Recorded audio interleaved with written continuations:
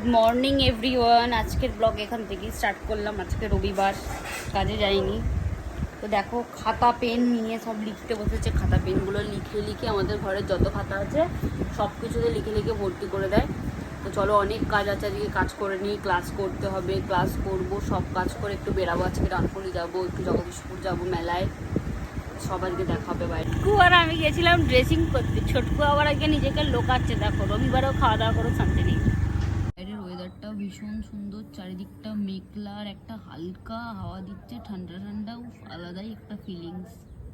কালকে মল থেকে ঘুরে একটু ডানকুনি মনোজ কাকুর কাছে গিয়েছিলাম ফুচকা খেতে। মলের ক্লিপটা নেওয়া হয়নি, তো আবার মঙ্গলবার দিন যাবো মলে, তখন দেখাবো। জমির কিছু করার বলো, বাড়ির প্ল্যানিং করার থাকলে আমাদের বাড়িতে দিয়ে যেও। এই বাচ্চাটা এইসব তৈরি করে, হচ্ছে আমাদের ইঞ্জিনিয়ার। এটা হচ্ছে আমাদের বাড়ির ইঞ্জিনিয়ার। দেখো কত বড় পেপার বিছিয়ে নিয়ে করছে। বাড়ির জমির যে কোনো প্ল্যানিং থাকলে আমাদের বাড়িতে দিয়ে যাবে, ও করে দেবে।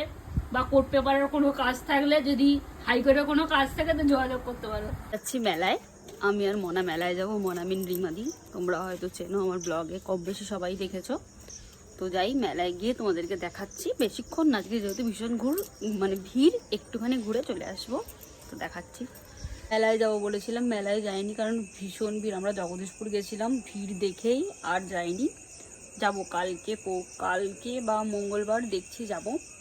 তো আর এখন একটু যাই পুটিদের দোকানে গিয়ে আড্ডা দিয়ে তারপরে বাড়িতে এসে খাওয়া দাওয়া করে ঘুমিয়ে পড়বো। কোনো কাজ নেই। সকাল সকাল বাইরে বৃষ্টি শুরু হয়ে গেছে, ওটা রোজকার ডিউটি হয়ে গেছে বৃষ্টিটা এখন। কালকের ব্লগ এন্ড করা হয়নি, তো আজকে এখানেই এন্ড করছি কালকের ব্লগটা।